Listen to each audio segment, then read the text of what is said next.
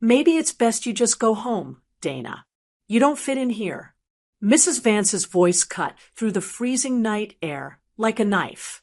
She stood in the doorway of her massive estate, her emerald velvet gown glowing under the porch lights, looking at the black grease stain on my dress with pure disgust. My hands were still shaking and covered in engine grime from saving a stranger's life in a snowstorm. My sensible navy dress was soaked through with slush. I had arrived late to my son's mother-in-law's gala, expecting a little grace, but finding only cold-hearted rejection instead. If you enjoy stories about karma and silent revenge, hit that subscribe button and let me know in the comments which city you're watching from. But let me back up and tell you how a 60-year-old grandmother named Dana Farrington ended up being humiliated on a porch in Asheville, North Carolina, and how that humiliation turned into the sweetest revenge of my life. I adjusted the rearview mirror, but I wasn't really looking at my hair or my makeup. I was looking at the fear in my own eyes. My hands were gripping the steering wheel so tight my knuckles had turned white, blending in with the pale winter sky hanging over Asheville.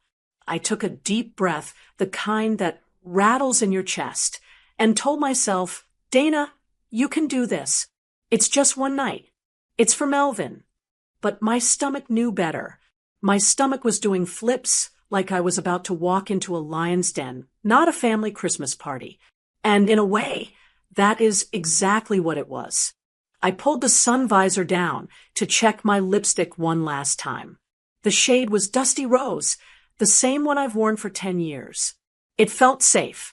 Safe is what I needed tonight, because I was driving straight into a world where I didn't belong. I was heading to my son's mother-in-law's mansion. Most people get excited about Christmas parties. They think about eggnog, carols, and seeing family. But this wasn't that kind of party. This was a performance. My daughter-in-law, Pearlie, and her mother, Mrs. Vance, didn't throw parties for fun. They threw parties to show people how much better they were than everyone else. To be honest, I almost didn't come. I almost called Melvin and told him I had the flu, but I couldn't do that to him. My son Melvin is a good man. He works hard, but ever since he married Pearlie, I feel like I've been losing him, inch by inch. He married into a family that comes from old money, the kind of people who have names for their summer homes and separate forks for their salad. I'm just Dana Farrington. I worked at a library for 30 years. I drive a 2014 sedan with a dent in the bumper. I don't speak their language, and they never let me forget it. The invitation this year was the worst one yet. Usually, I get a card in the mail. It's cold and formal, but at least it's a card. This year, I didn't get a card. I got a phone call yesterday morning. It wasn't even Melvin who called. It was Pearlie. Dana, she had said, her voice tight and rushed like she was talking to a telemarketer she wanted to hang up on. We need you to come tomorrow night. The nanny came down with strep throat, and we're in a bind. She didn't ask how I was. She didn't say, we'd love to see you, Mom. She said, we're in a bind. I was planning to come anyway, Pearlie. I had told her, trying to keep my voice steady. I haven't seen the boys in a month. Right, well, she sighed, and I could hear the stress in her voice. This isn't just the usual Christmas Eve gathering. Mother is turning it into a business gala. We have a very important potential investor coming, a VIP mystery guest. Actually, if we secure this investment, it changes everything for the family business. If we don't, well, let's just say Mother is on the warpath. I had paused, holding the phone against my ear, feeling that familiar sting of being an afterthought. So, you want me to come to watch the children? Exactly. Pearlie said, sounding relieved I understood my place so quickly. We need the adults to be free to mingle and impress the investor. We can't have the twins running around underfoot. If you could just keep them in the nursery upstairs, and maybe help the catering staff if they get overwhelmed, that would be a lifesaver. You know how Mother gets about clutter. I know, I whispered. Great. 7 p.m. sharp. Don't be late. Mother is already anxious.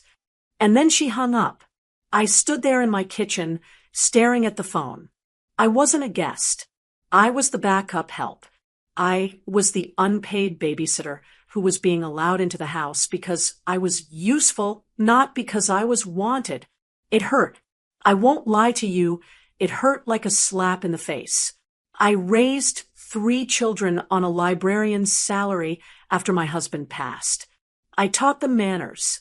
I taught them to say please and thank you and to look people in the eye.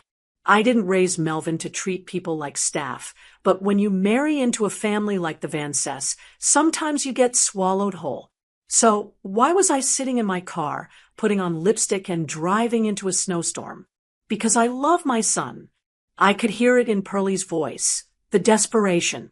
If this VIP investor didn't sign on, things were going to get ugly in that big house. And when things get ugly for Pearlie and her mother, they take it out on Melvin. They make him feel small. They make him feel like he's not providing enough, even though he works 60 hours a week.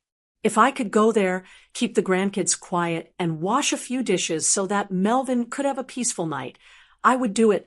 That's what mothers do. We swallow our pride, so our children don't have to swallow theirs. I looked down at my dress. It was a navy blue wrap dress I bought at a department store 3 years ago. It was clean, pressed, and sensible. But I knew exactly what Mrs. Vance would do when she saw it. She would do that little scan, eyes starting at my shoes, traveling up to my hair, and then she would give a tight, pitying smile. "Oh, Dana," she would say, "so practical." I gripped the wheel again, shifting the car into drive. The engine hummed, a little rattle coming from the exhaust pipe. I hoped the old girl would make it. The weather report said snow was coming in fast, a real mountain storm. The sky was already turning that bruised, purple color that means heavy flakes are about to fall. "Just be invisible," I whispered to the empty car. "Walk in the back door. Go straight to the nursery. Hug the grandbabies. Don't talk to the rich people. Don't embarrass Melvin." It sounded like a simple plan. I pulled out of my driveway, the gravel crunching under my tires. My house is small, a little bungalow with a porch that needs painting, but it's warm. It's filled with photos and books and memories. Leaving it to go to the Vance estate felt like leaving a sanctuary to go into a battlefield. The drive to their part of town usually took 40 minutes. They lived in the Golden Horseshoe, a gated community where the driveways were heated, and the security guards checked your ID like you were trying to cross a border. It was a different world, a world where money was the only language that mattered, and if you didn't speak it fluently, you were deaf and dumb to them. As I drove, I thought about the VIP mystery guest Pearlie had mentioned. I wondered what kind of person commanded that much fear and respect. Probably some tech billionaire or a real estate tycoon who looked at people like me and saw a statistic, not a person. I didn't care about the investor. I just hoped they would sign the check quickly so Mrs. Vance would relax and maybe, just maybe, invite me to sit at the table for 5 minutes. But I knew better. Tonight, I was second-class citizens. Tonight, I was Melvin's mother, the one from the other side of town. I turned onto the main highway, and the first flakes of snow hit my windshield. Big, wet flakes that stuck to the glass. I turned on my wipers, the rhythmic swish-swish, sounding like a clock ticking down. I checked my watch. I was making good time. If I kept a steady pace, I'd be there by 6:45 p.m., 15 minutes early. That would please them. Being early showed respect, even if they didn't show it back.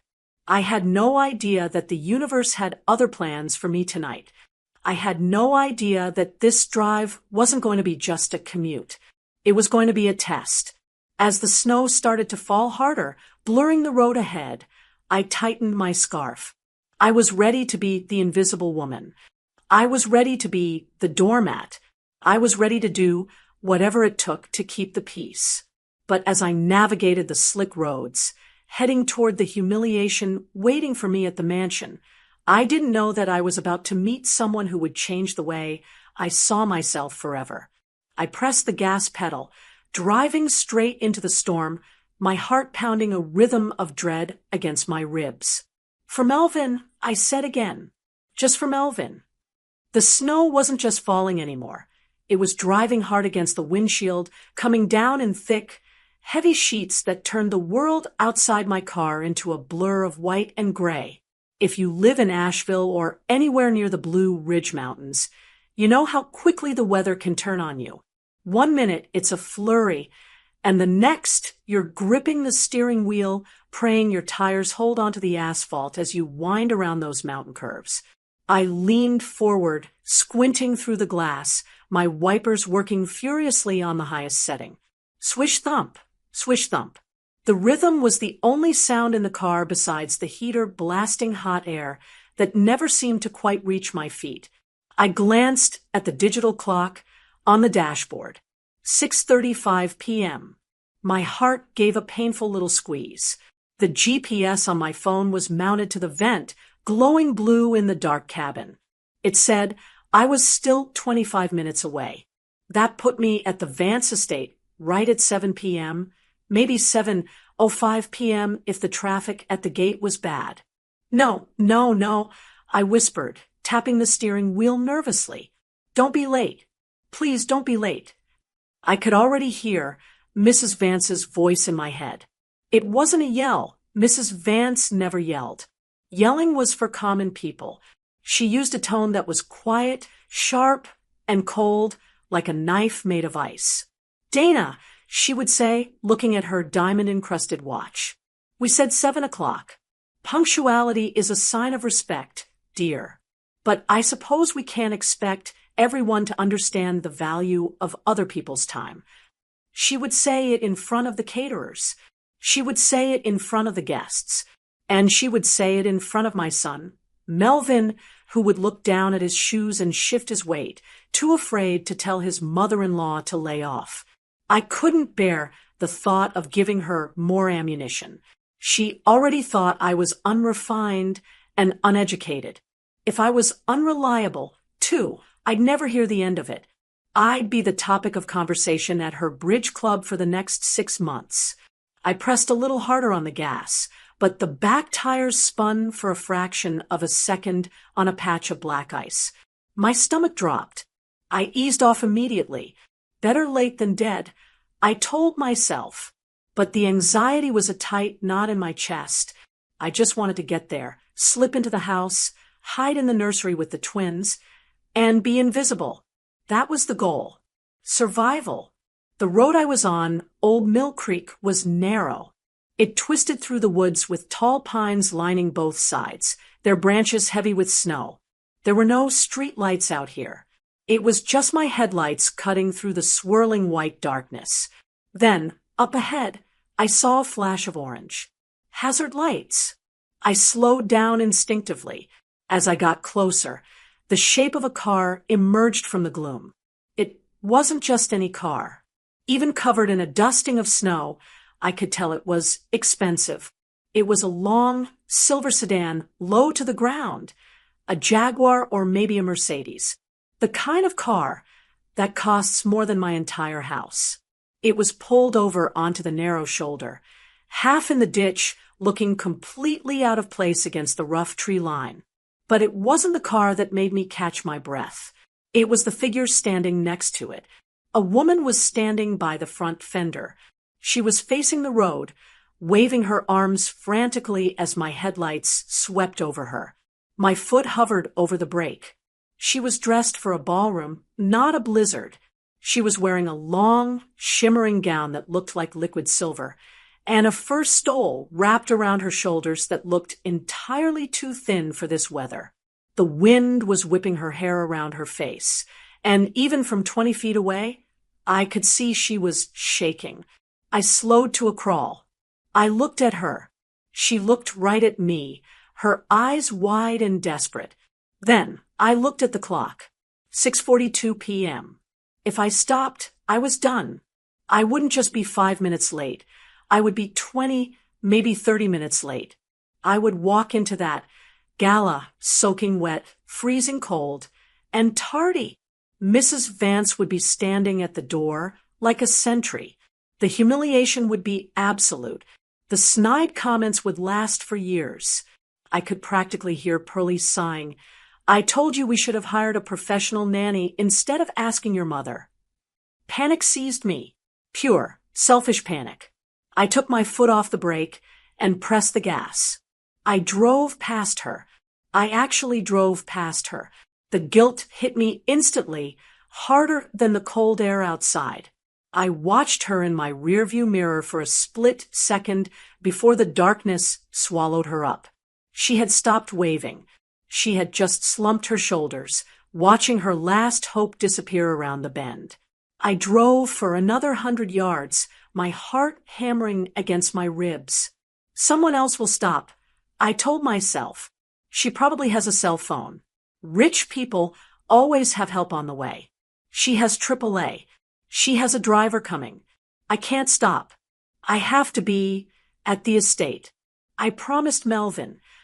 But the logic tasted like ash in my mouth. It was 10 degrees outside. We were in a dead zone for cell service. I knew because my Spotify had cut out 3 miles back. There were no other cars on the road. It was Christmas Eve. Everyone was already where they were supposed to be. That woman wasn't just inconvenienced. She was in danger. I thought about her face. She looked about my age. She had lines of worry etched around her eyes. She wasn't some young kid who ran out of gas. She was an older woman, alone in the dark in a snowstorm. Then a thought struck me so hard it almost made me sick. What if that was my mother? My mom passed away 10 years ago, but I could still see her. I imagined my sweet, fragile mother standing on the side of a mountain road, freezing to death while people drove by in their warm cars, worried about being late to a party. What if that was me? If I broke down, would I want the world to drive by because I wasn't important enough to stop for? No, I said out loud. The word filled the empty car. No, Dana, you are not that person. Mrs. Vance might make me feel small. She might make me feel poor, but she would never make me cruel. I slammed on the brakes. The car skidded slightly, the anti-lock pulsing against my foot, before coming to a halt in the middle of the empty road. I took a deep breath, looked at the clock one last time, 6:44 p.m., and made my peace with it. I was going to be late. I was going to be ridiculed. I was going to walk into that mansion looking like a drowned rat, and Mrs. Vance was going to tear me apart with her eyes. Let her, I muttered, shifting the car into reverse. Let her judge me. I backed up carefully, watching the red glow of my taillights illuminate the snow behind me. I backed up until I saw the orange hazard lights blinking in the distance again. As I pulled up behind the luxury sedan, I saw the woman turn around. She looked shocked that I had come back. She had her arms wrapped tight around herself, her teeth chattering so hard I could almost hear it through the glass. I put the car in park and killed the engine. I didn't grab my purse. I didn't grab my lipstick. I grabbed the heavy wool blanket I keep in the back seat for emergencies and my heavy flashlight. I opened the door, and the biting wind hit me like a physical blow.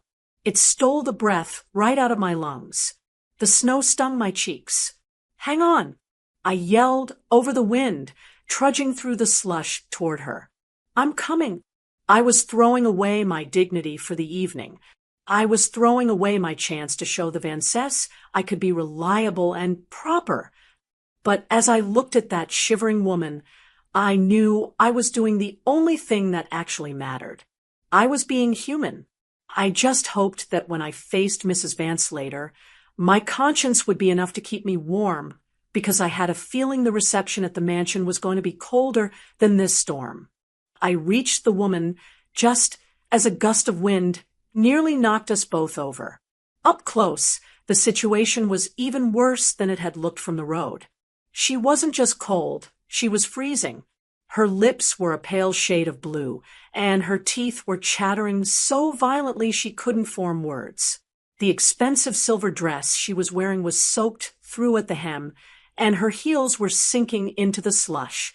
She looked at me with wide, terrified eyes, like a deer caught in headlights.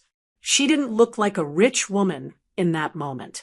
She just looked like a frightened human being who knew she was in trouble. "Help!" she managed to gasp out, the word barely a whisper against the howling wind. "I've got you," I shouted over the gale. I didn't think twice. I stripped off my heavy wool coat, the one I had bought on sale at Macy's 5 years ago, the one that was supposed to keep me warm and presentable for the party, and I wrapped it around her shoulders. The cold hit me instantly. It felt like 1,000 needles pricking my skin through my thin dress. But seeing her pull that coat tight around herself, burying her face in the collar, made it worth it. I unwound my scarf, my favorite knitted one, and wrapped it around her head and neck, covering her ears. "Get in my car," I told her, pointing to my sedan idling a few feet away with the heater running. "Go sit. I'm going to look at your engine."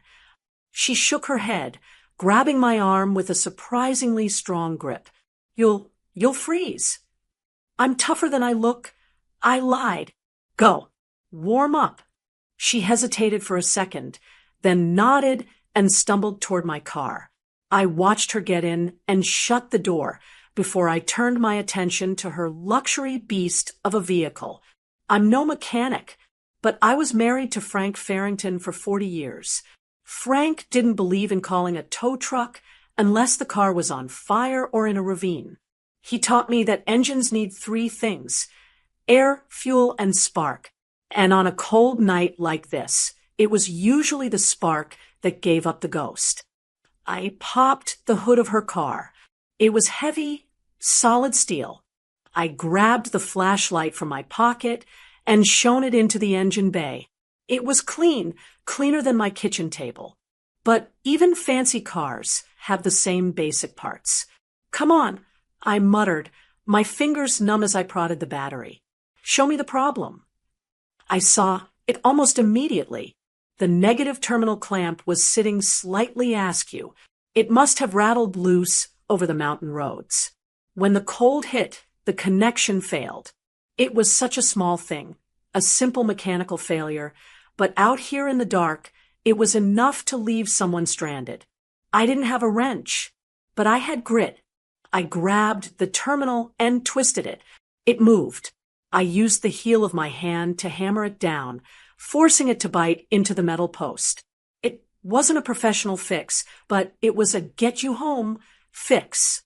Then, just to be safe, I jogged back to my car, popped my trunk, and grabbed my jumper cables. I hooked my little sedan up to her luxury car. I let my engine rev, sending power flowing from my humble battery into hers. I got back into the driver's seat of my car to get out of the wind while we waited for the charge to build. The woman was sitting in the passenger seat, still shivering, clutching my coat like a lifeline. The heat was blasting, and the car smelled like wet wool and my dusty rose lipstick. "Thank you," she said. Her voice was steadying now, though still raspy. "You stopped. No one else stopped." I rubbed my hands together, trying to get the feeling back in my fingers. People get scared in storms. They get tunnel vision. I thought I was going to die out there, she admitted, looking out the window at the swirling snow. "It sounds dramatic, but I really thought that was it. Frozen in a dress that cost more than my first car." She let out a dry, humorless laugh. "It's a beautiful dress," I said gently. "It's a costume," she replied, turning to look at me. Her eyes were sharp, intelligent, and filled with a weariness I recognized. "I'm wearing it for a party I don't want to attend, to impress people I don't like, so they can ask me for money I don't want to give them." I smiled. I couldn't help it. "Sounds like a fun night." She rolled her eyes, and suddenly she didn't look like a stranger anymore. She looked like a friend. Vultures, she said. That's what they are. I'm the guest of honor, apparently. But really, I'm just the main course. They want to pick my bones clean.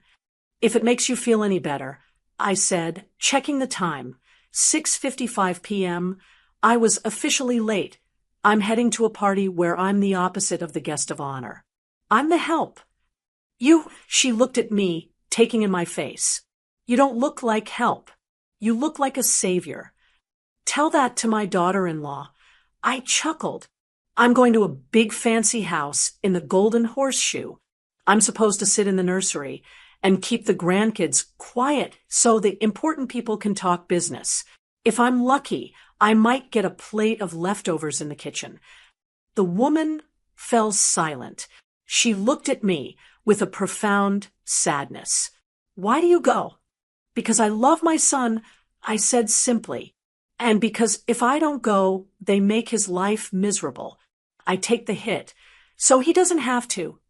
She nodded slowly, as if I had just spoken a secret language she understood perfectly. Family, she whispered.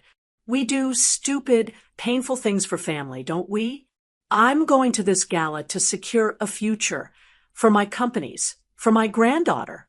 But sometimes I wonder if the sacrifice is noticed. It is, I said, even if they don't say it. God sees it, and you know it in your heart. We sat there for a moment, just two grandmothers in a beat-up car on the side of a mountain, hiding from the storm. The difference in our bank accounts didn't matter.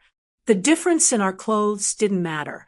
We were both just tired women trying to do right by the people we loved, even when those people didn't appreciate it. I think you're ready, I said, pointing to her car. Let's try the engine. We got out.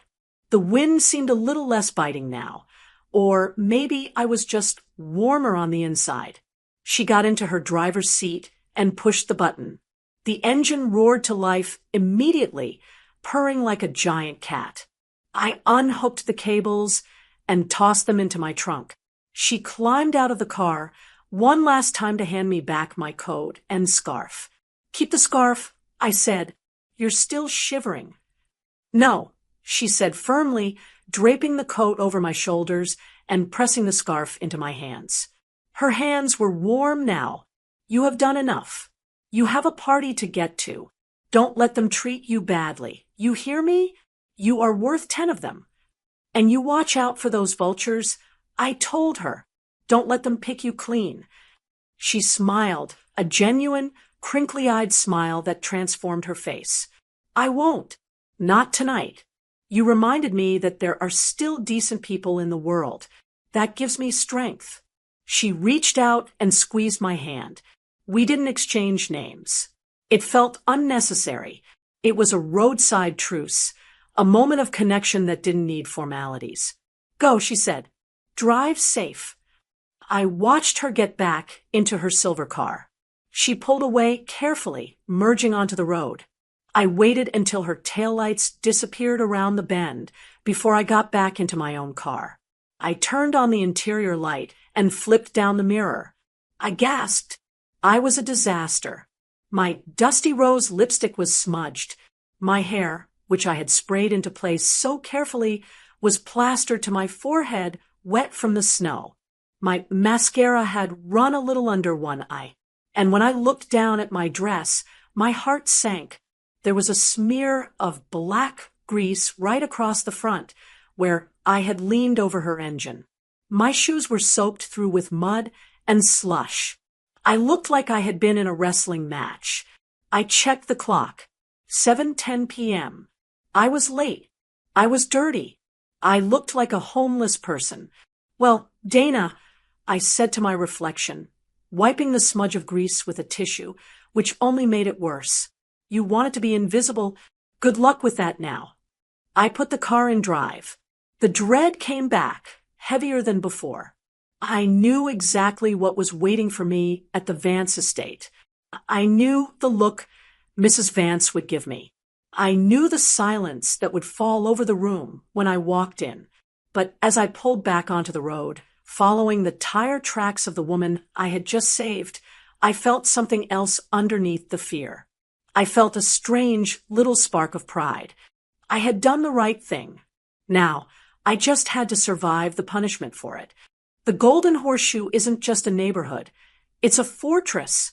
By the time I pulled up to the main gate, the snow had turned into a full-blown blizzard, swirling around the stone pillars like white smoke. The security guard looked at my driver's license, then looked at my 2014 sedan with the dented bumper, and then back at me.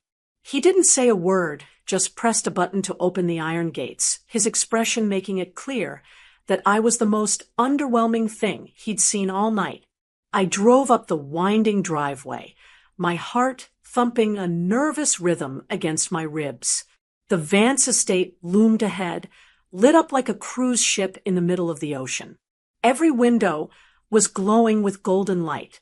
I could see the massive Christmas tree in the foyer through the double doors, decked out in crystals and white ribbons, cold, expensive, and perfect. The driveway was already packed. It looked like a luxury car dealership. There were sleek black Bentleys, massive Range Rovers, and low-slung Porsches parked in neat rows. The valets were running back and forth in their red jackets, parking cars that cost more than my entire retirement fund. I didn't wait for a valet. I couldn't. The thought of a young man in a uniform opening my car door and seeing the fast food wrappers in the back seat or the worn-out upholstery was too much. Instead, I pulled around the side of the house near the garages and parked behind a large hedge. I jammed my car in next to a catering van. It seemed fitting. I wasn't a guest. I was just the help. I cut the engine and sat there for a moment in the silence. The heat died instantly, and the cold crept back in. I looked down at myself. It was worse than I thought. The grease stain on my navy dress was dark and shiny, smeared right across my stomach. My hem was soaked and heavy with dirty slush. My shoes, my good, sensible heels, were caked in mud. And my hair, well, the wind had taken care of that. I caught a glimpse of myself in the rearview mirror. I didn't look like the mother of the groom. I looked like I had been dragged backwards through a hedge. Just get inside. I whispered to myself, my voice trembling. Get to the nursery.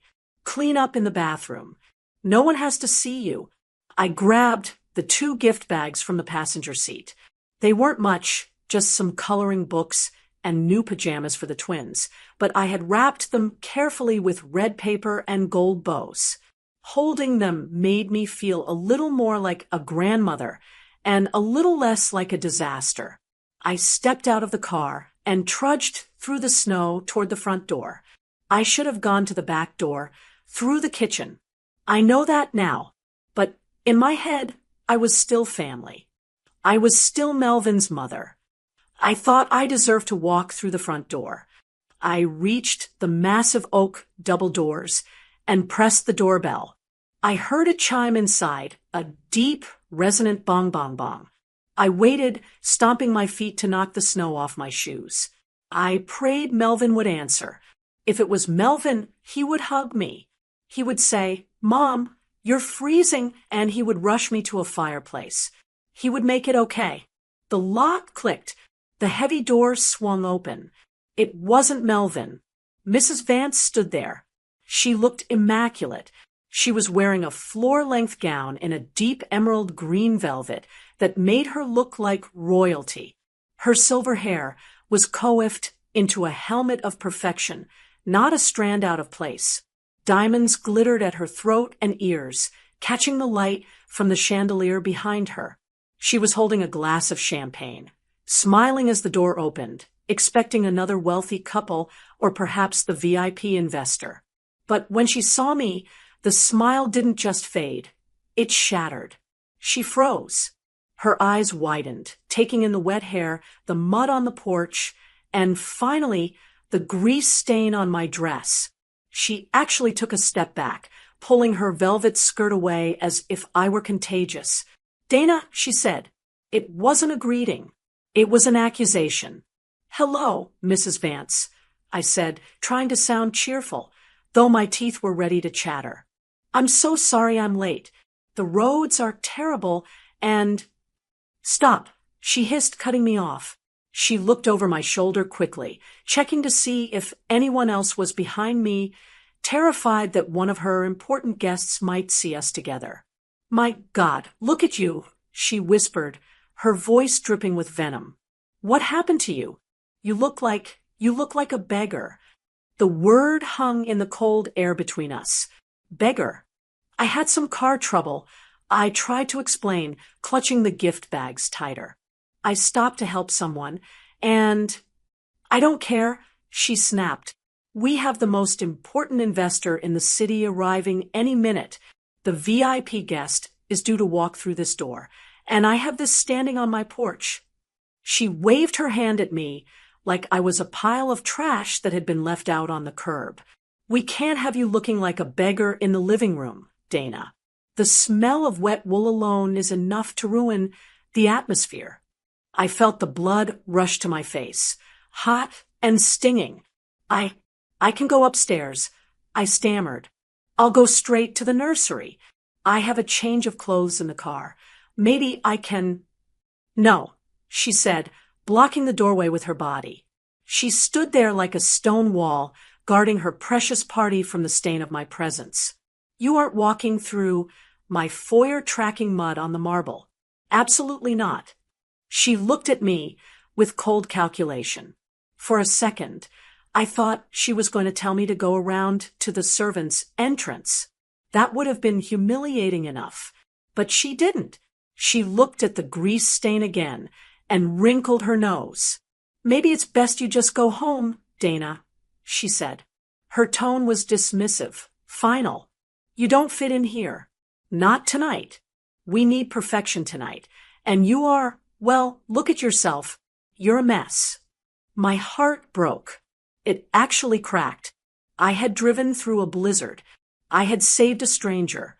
I had come all this way just to see my son and my grandchildren. And she was turning me away at the door, like a solicitor. "But the boys," I whispered, my voice thick with tears I refused to shed.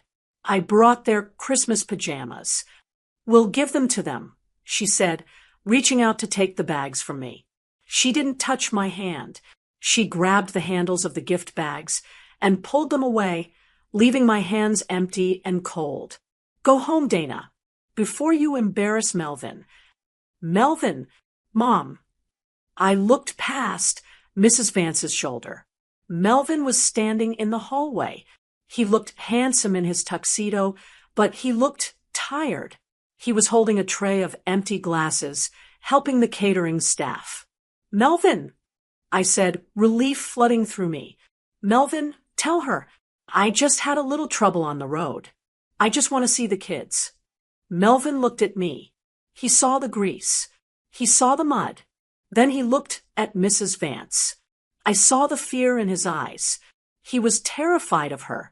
He lived in her house, worked in her husband's company, and lived by her rules. He was trapped. Mrs. Vance turned her head slightly, her eyes boring into him. "Melvin, your mother is leaving. She's not feeling well.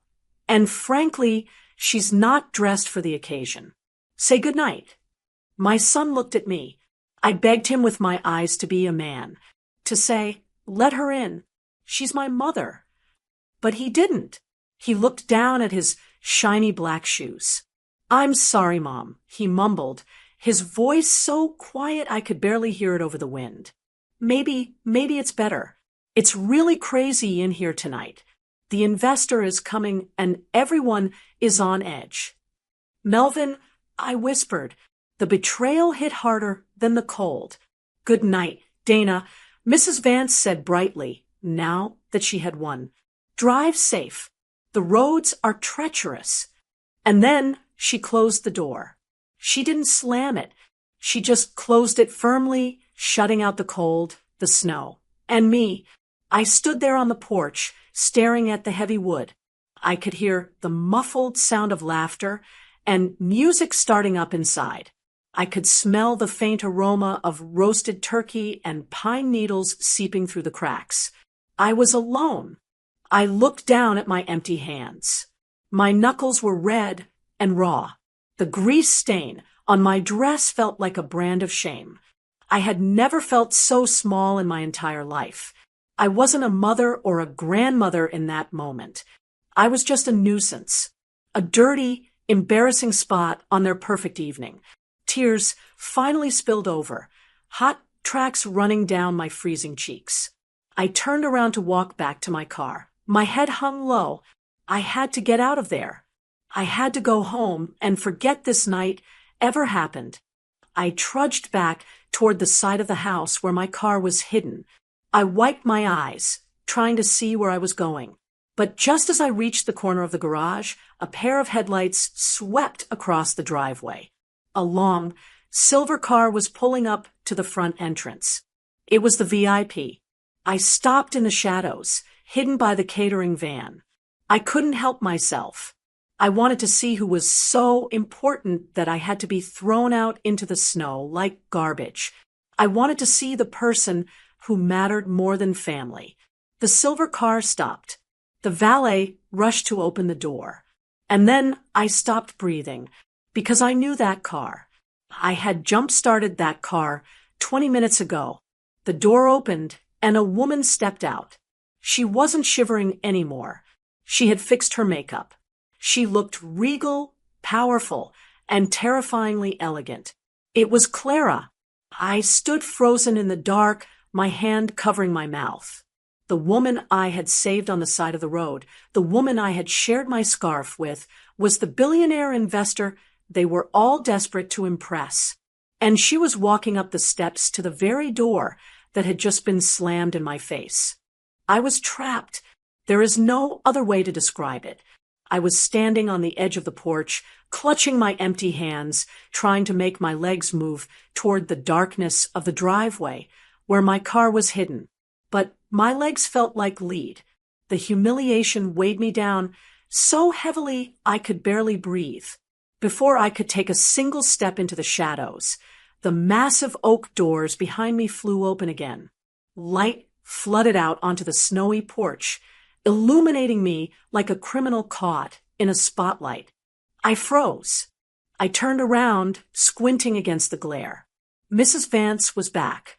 She had realized the VIP's car was right there at the curb, and she had rushed out to perform her duties as the perfect hostess.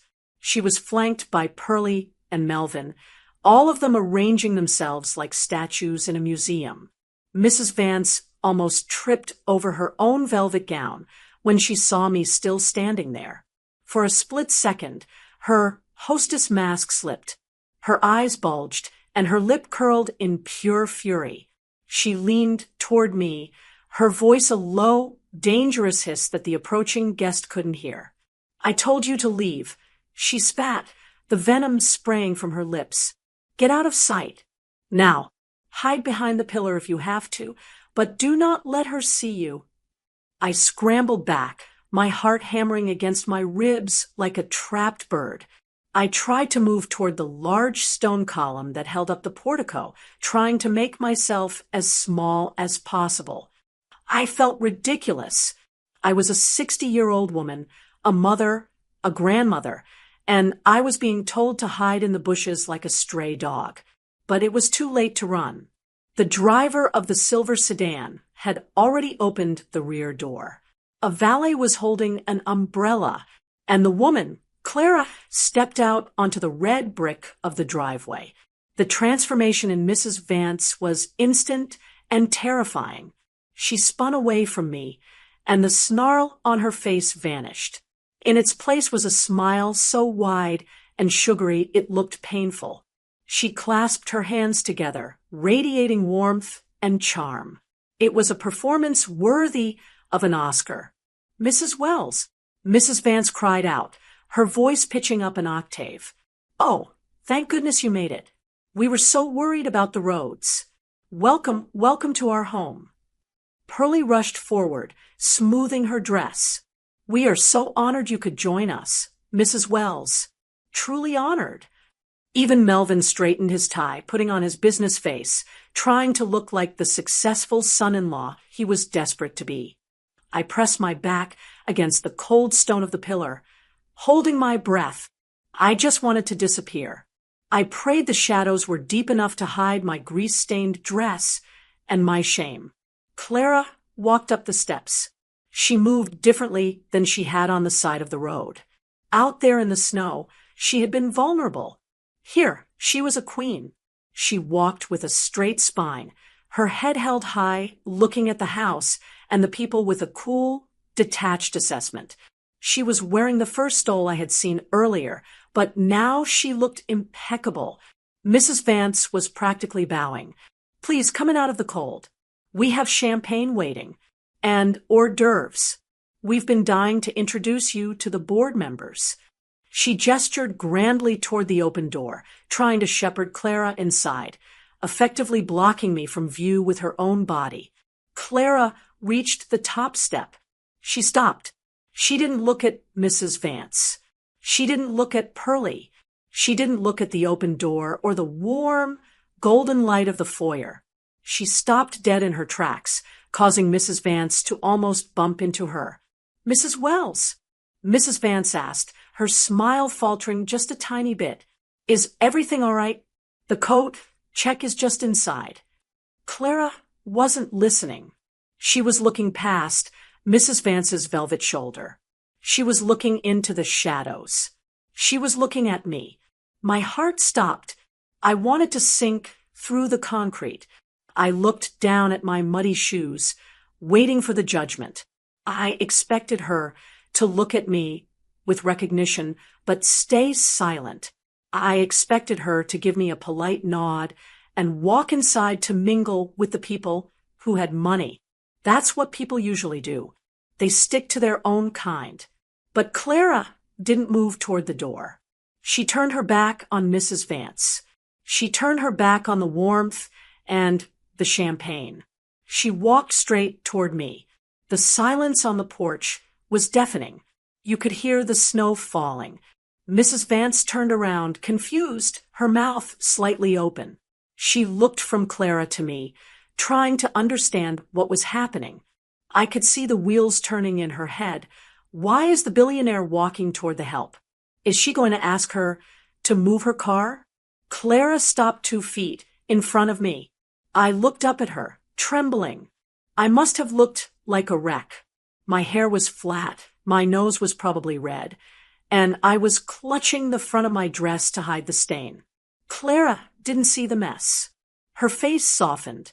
The icy businesswoman look melted away, and the warmth I had seen in the car returned. Her eyes crinkled at the corners. "Dana," she said softly. I swallowed hard. "Hello, Mrs. Wells." Mrs. Vance let out a strange, high-pitched laugh, sounding nervous. "Oh, do you know do you know Melvin's mother?" She said Melvin's mother, like it was the name of a disease. "I'm so sorry if she's bothering you, Mrs. Wells. She was just leaving. She had a bit of an accident and isn't dressed for—" Clara spun around. She didn't shout. She didn't raise her voice. She just held up one hand, palm out, and silenced Mrs. Vance instantly. The authority in that one gesture was absolute. Mrs. Vance's mouth clicked shut. Clara turned back to me. She looked at my hands. They were still red from the cold and stained with engine grease. And then she did the unthinkable. She reached out with her manicured, diamond-ringed hands and took my dirty ones in hers. She didn't care about the grease. She didn't care about the mud. She held my hands tight, squeezing them just like a sister would. "My dear friend," Clara said, her voice ringing out clear and strong in the night air. "I was hoping you made it safely. I've been worrying about you for the last 20 minutes. I stood there, stunned. I made it. Just barely. You and me both," she said with a laugh. Mrs. Vance looked like she had been hit with a frying pan. Her eyes were darting back and forth between us. "Friend," she squeaked. You were friends?" Clara finally looked at Mrs. Vance.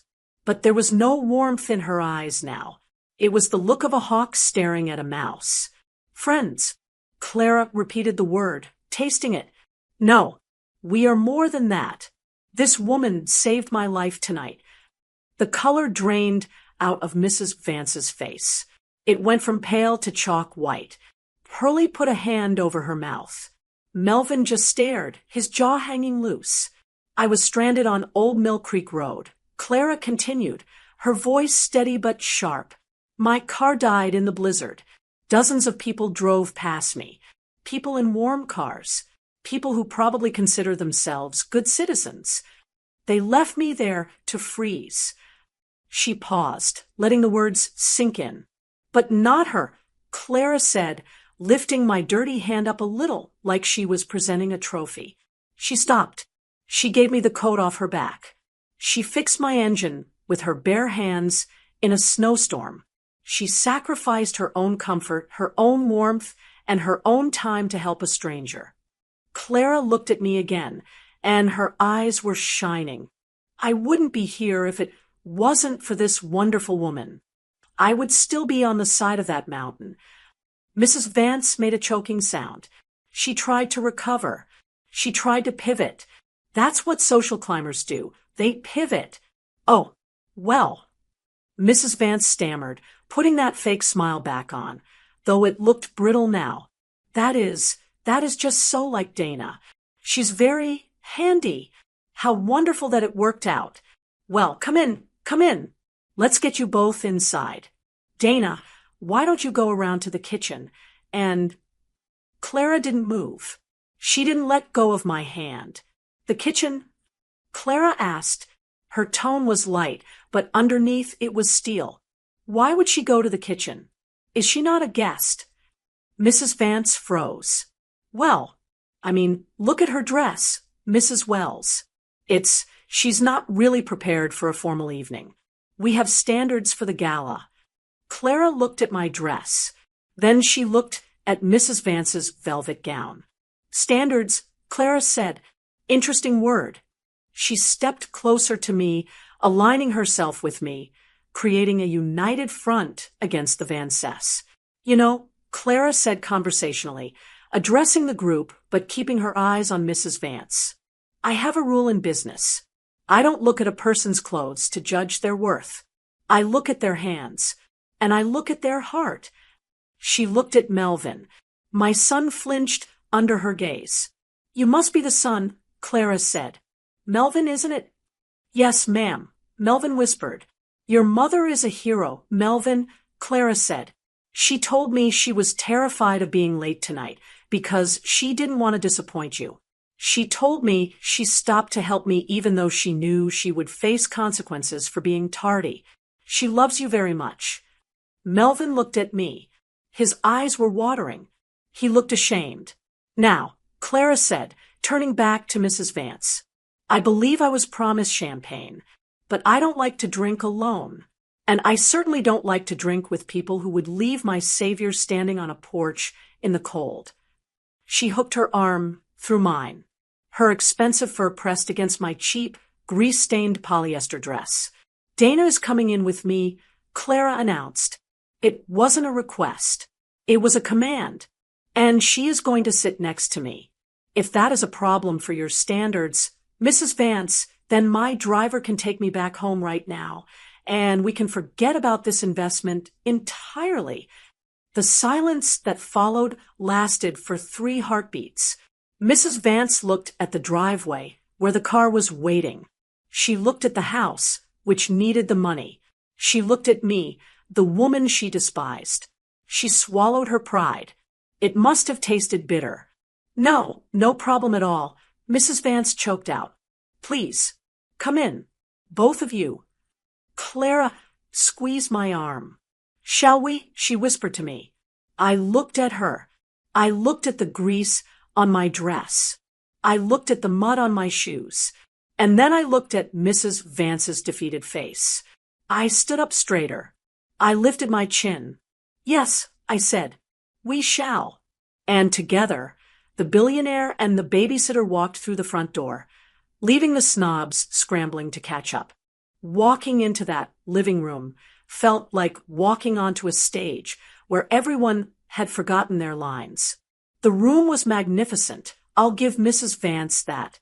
There was a 12-foot Christmas tree in the corner, dripping with crystal ornaments. A string quartet was playing softly near the fireplace.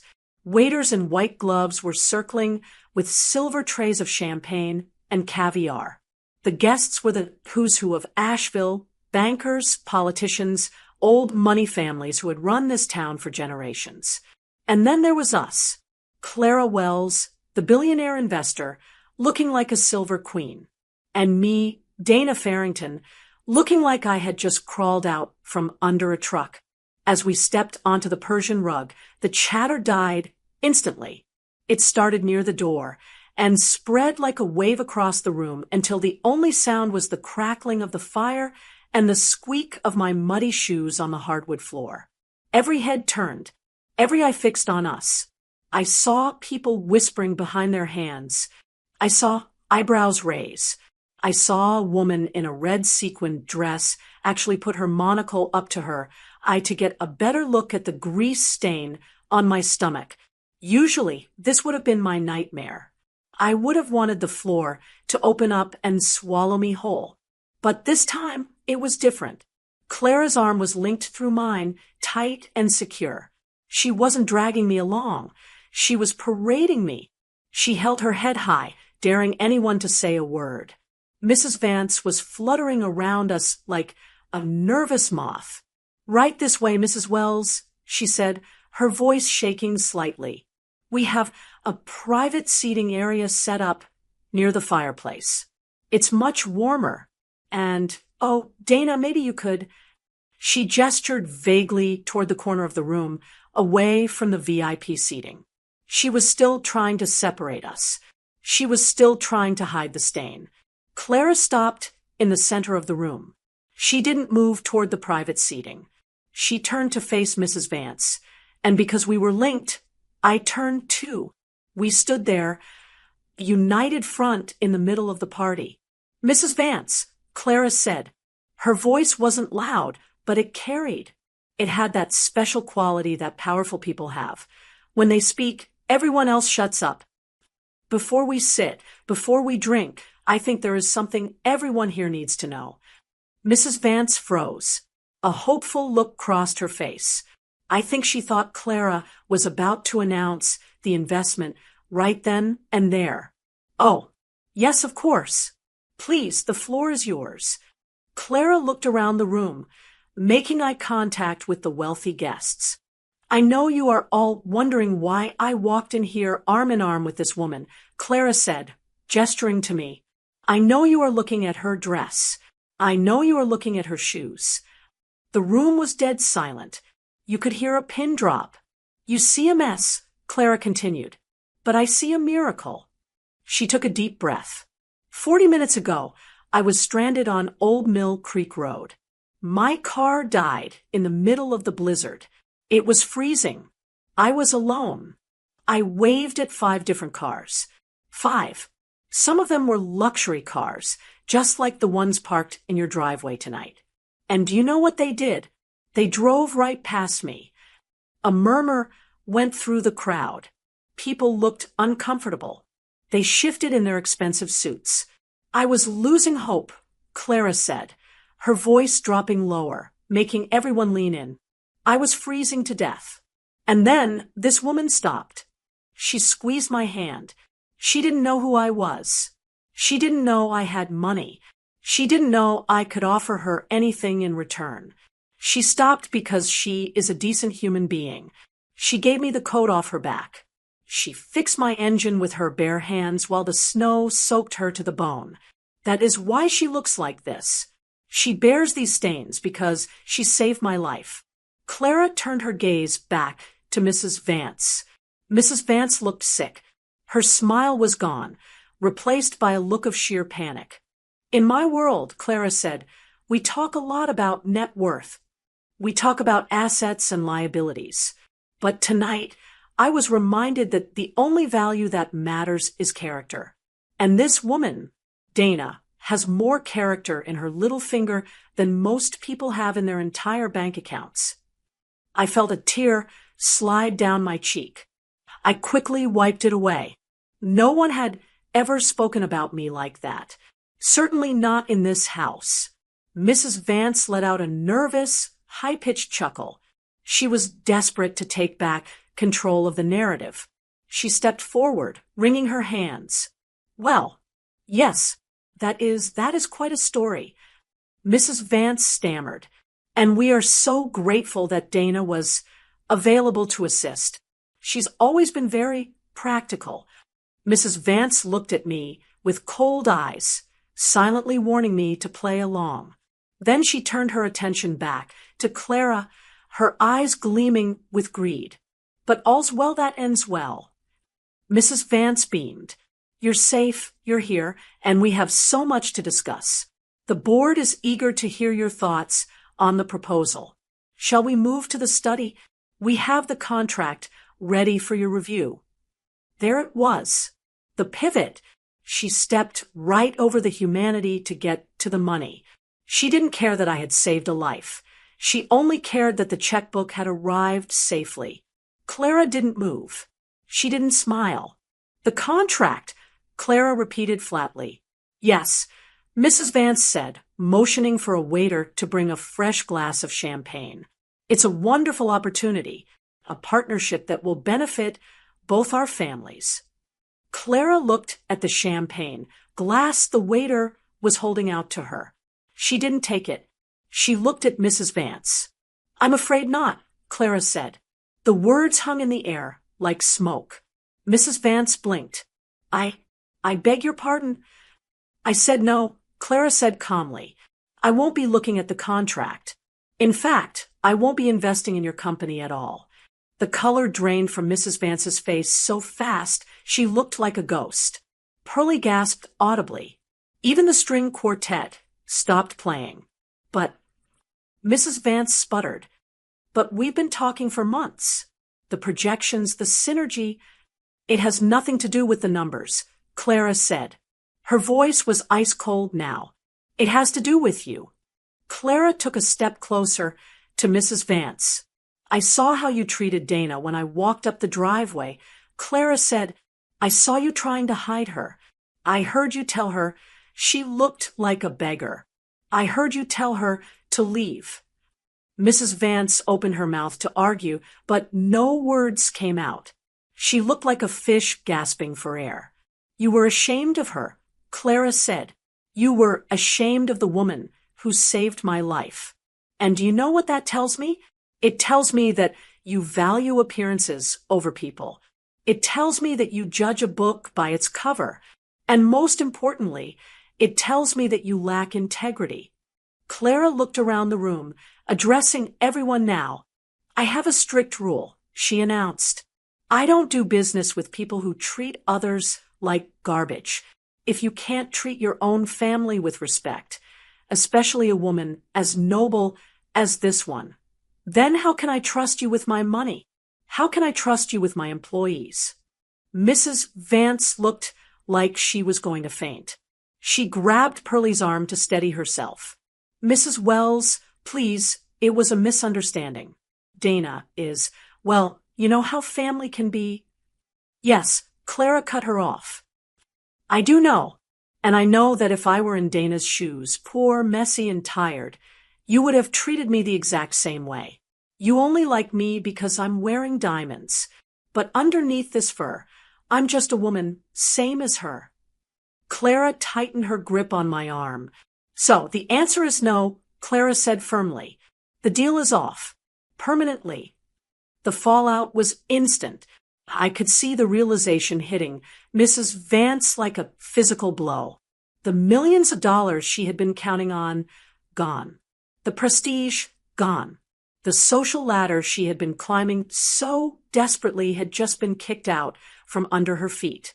And the worst part for her, it was all because of me. The beggar she tried to kick out had just cost her a fortune. Clara turned to me, her face softening instantly. Dana, I don't know about you, but I find the air in here very stuffy. Would you like to leave? I'd love to buy you a warm dinner, somewhere where we can sit in a booth and relax. I looked at Mrs. Vance. She was trembling, tears of rage and humiliation welling in her eyes. I looked at Pearlie, who was staring at the floor. And then I looked at Melvin. He was standing off to the side. He wasn't looking at the floor. He was looking at me. And for the first time in years, he wasn't looking at me with pity or embarrassment. He was looking at me with awe. I squeezed Clara's arm back. I would love that, Clara, I said. I know a great diner. They have the best pie in Asheville. Pie sounds perfect, Clara said. She turned us around. We walked back toward the door, past the shocked guests, past the silent musicians, and past the woman who had tried to make me feel small. We didn't look back. We didn't need to. The silence in that room was the loudest apology I would never get. And honestly, it was better than money. We walked out of the front door, and the cold air hit my face, but for the first time all night, it didn't feel biting. It felt fresh. It felt like freedom. The snow was still falling softly, covering the muddy tracks we had made earlier, turning the world clean and white again. Clara held onto my arm until we reached the bottom of the steps. She took a deep breath, watching her breath mist in the air. You know, she said, looking back at the massive, glowing mansion, houses like that always give me a headache. Too much marble, not enough warmth. I chuckled, a sound that felt rusty in my throat. It's certainly impressive. It's a mausoleum, Clara corrected, full of dead souls trying to look alive. My car was still parked around the side, hidden behind the hedge where I had shamefully stashed it. Clara's driver was waiting right at the curb with the engine running. Follow me, Clara said. I'm serious about that pie. I haven't eaten since lunch, and I refuse to eat a canopy passed around by people who hate me. I was just about to nod, to tell her I would meet her there, when the front door banged open behind us. Mom, wait. I froze. My hand was on my car keys in my pocket. I turned around slowly. It was Melvin. He had run out without his coat. He was standing on the porch, in his tuxedo, shivering, looking frantic. Behind him, standing in the open doorway, was Pearlie. She looked furious, her arms crossed over her chest. Melvin! Pearlie shouted, her voice shrill and cutting through the quiet night. Get back inside. Mother is having a crisis. We need to manage the damage. Melvin looked at his wife. Then he looked at me. For years, I had watched my son look at his wife with fear. He was always trying to please her, trying to keep the peace, trying to be the man she wanted him to be. He had shrunk himself down, so small just to fit into her world. But tonight, standing in the snow, something snapped. No, Melvin said. It wasn't a shout. It was just a word. But it was the heaviest word I had ever heard him speak. What did you say to me? Pearlie gasped. Melvin turned his back on her. He walked down the steps, his dress shoes crunching on the ice. He walked right past Clara's fancy car and came straight to me. He looked at the grease stain on my dress. He looked at my tired eyes.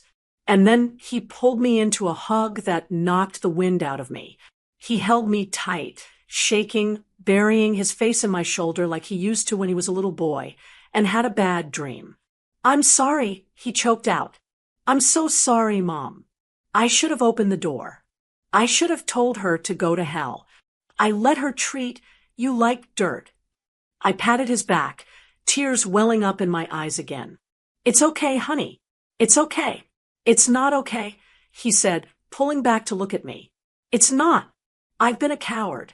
I watched them treat you like the help for years because I was afraid of losing this. He waved his hand at the mansion, the cars, the money. But tonight, watching Mrs. Wells honor you, it woke me up. If a stranger can see your worth, why can't I? He took a deep breath and looked back at the house. Pearlie was still standing there, stunned. I'm going with Mom, Melvin yelled up to her. If you leave, Pearlie threatened, her voice trembling, don't bother coming back tonight. Mother is furious. Tell your mother, Melvin said, his voice steady and loud, that my mother is worth 10 of her, and I'd rather eat at a diner with a woman of character than drink champagne with a bully. He turned to me.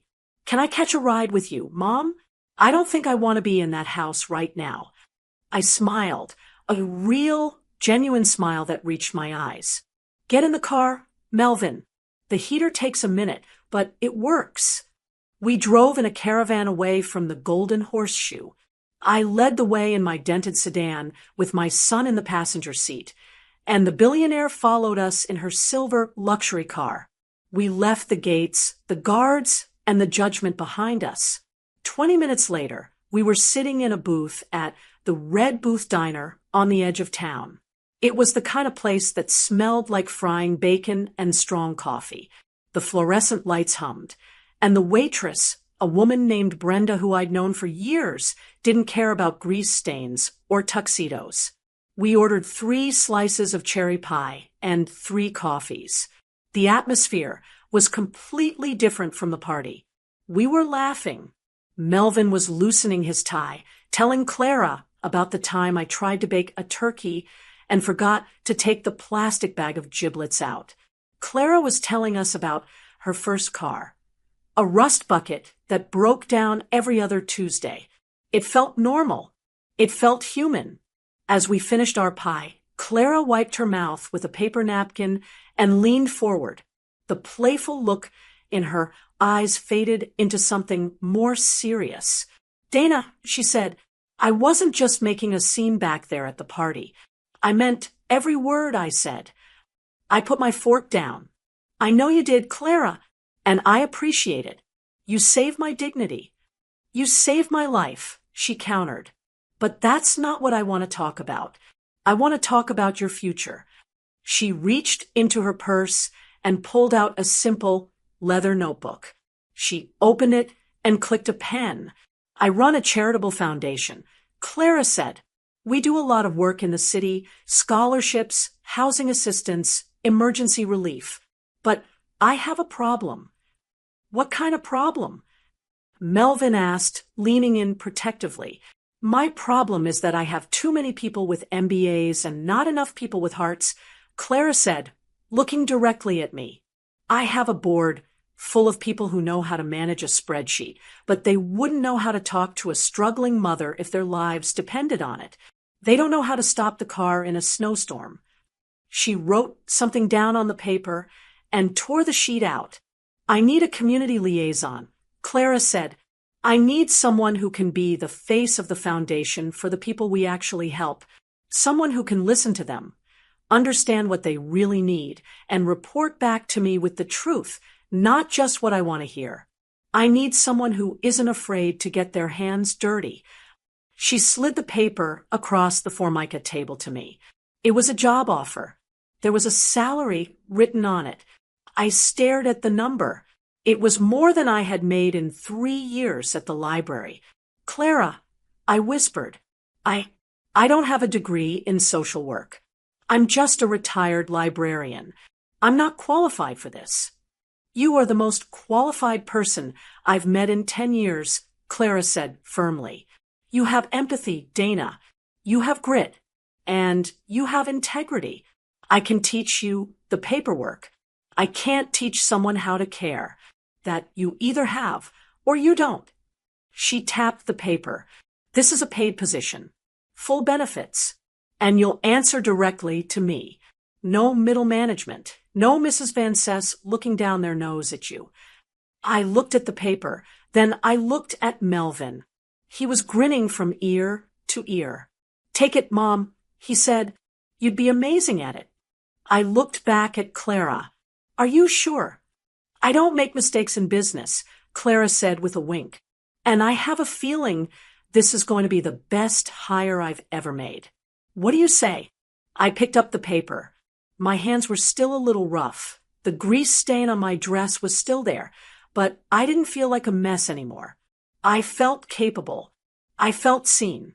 "I say yes," I said. Clara raised her coffee mug. "To new beginnings." We clinked our thick, white diner mugs together, the librarian, the billionaire, and the son who had found his way home. Later that night, after dropping Melvin off at a hotel, he decided to give Pearlie a night to cool off and think about her behavior. I finally drove into my own driveway. The house was dark and quiet. I walked inside and turned on the hall light. It was the same small house it had been this morning. The rug was still worn. The paint was still chipping a little in the corner. But as I looked in the hallway mirror, I realized something had changed. I looked at the woman staring back at me. She was tired. She was messy. But she wasn't invisible. For years, I had let the Vances make me feel like I was less than because I didn't have their money. I let them treat me like a second-class citizen because I drove an old car and bought my clothes off the rack. I thought class was something you bought. But tonight, I learned the truth. Class isn't about the label on your dress.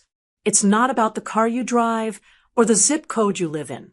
Class is about what you do when no one is watching. It's about stopping in the snow when everyone else drives by.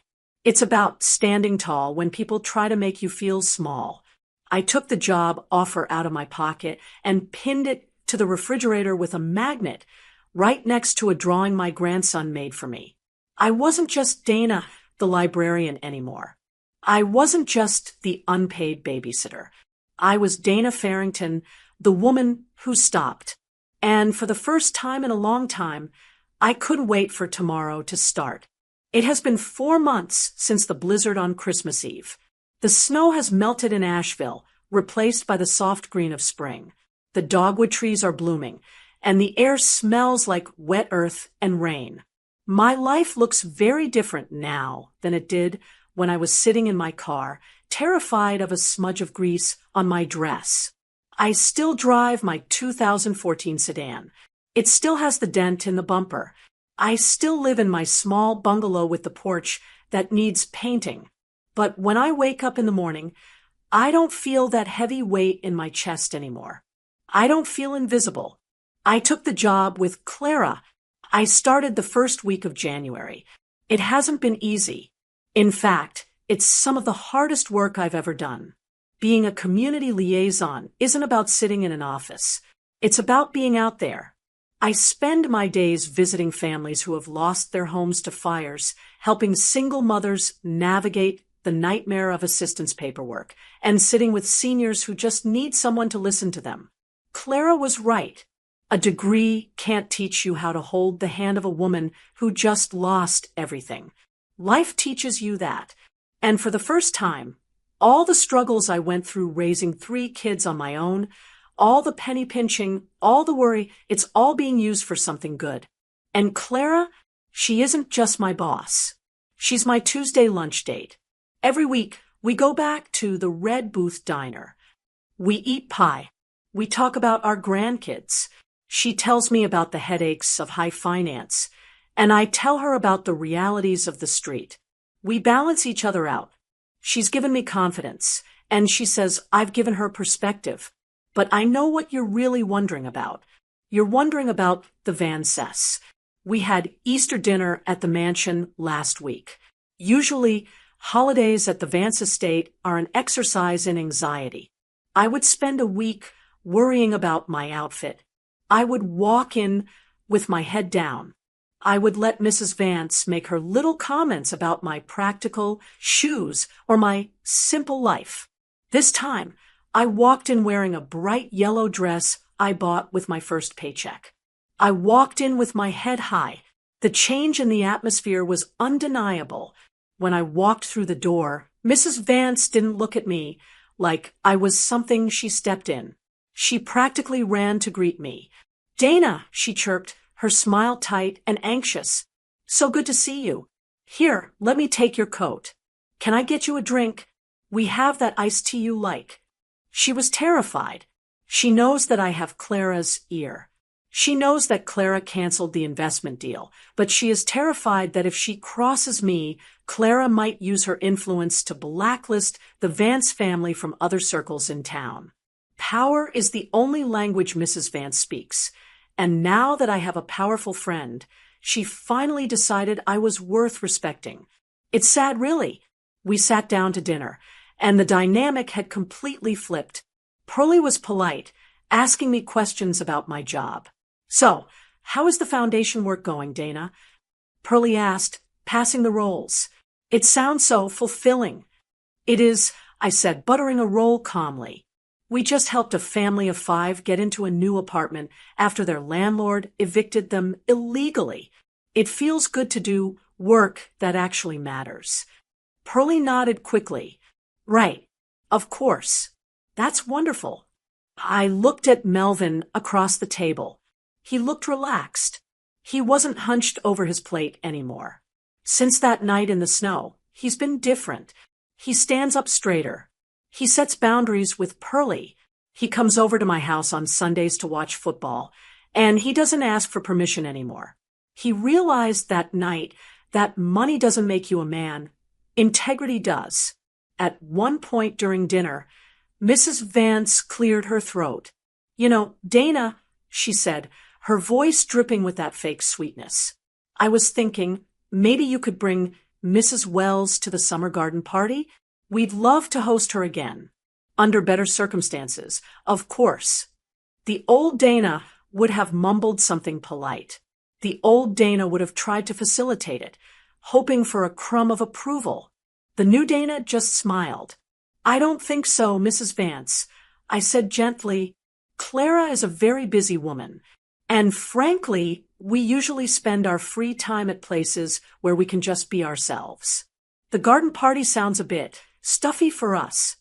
Melvin choked on his water to hide a laugh. Mrs. Vance turned pink, but she didn't say a word. She just nodded and went back to her salad. I didn't say it to be mean. I just didn't need her validation anymore. I realized that her opinion of me never defined who I was. It only defined who she was. Driving home that night, I thought about all the women out there who feel like I used to feel. The women who are overlooked because they don't have the right last name or the right bank account balance. The grandmothers who are treated like unpaid help. The mothers who sacrifice everything and get no credit. I want to tell you something, and I want you to really hear me. Ladies, never let anyone make you feel small because you aren't wrapped in designer clothes. Never let anyone treat you like the help in your own family. True value isn't in the label on your dress. It isn't in the car you drive. It isn't in the size of your house. True value is in the heart. It's in the hands that stop to help a stranger in a storm. It's in the kindness you show when no one is watching. It's in the quiet strength it takes to keep going when the world tries to push you down. Mrs. Vance has millions of dollars, but she is poor in spirit. I might not have her money, but I have a richness she will never understand. I have self-respect. I have real friends. And I have the knowledge that when the test came, I didn't drive by. So, the next time someone looks down on you, you just lift your chin up. You smile. And you remember that diamonds are cold, but a good heart keeps you warm. And if you ever see someone stranded on the side of the road, stop. You never know. You might just save a life. Or, like me, you might just save your own. Did you like the story? And which city are you listening from? Let's meet in the comments. If you like the story, you can support me by sending a super thanks, so I can keep bringing more stories like this. Thank you so much for your sweet support. I'm looking forward to your comments on the story. On the screen, you can see 2 new life stories that I highly recommend. There's so much more on my channel. Don't forget to subscribe. See you in the next life story.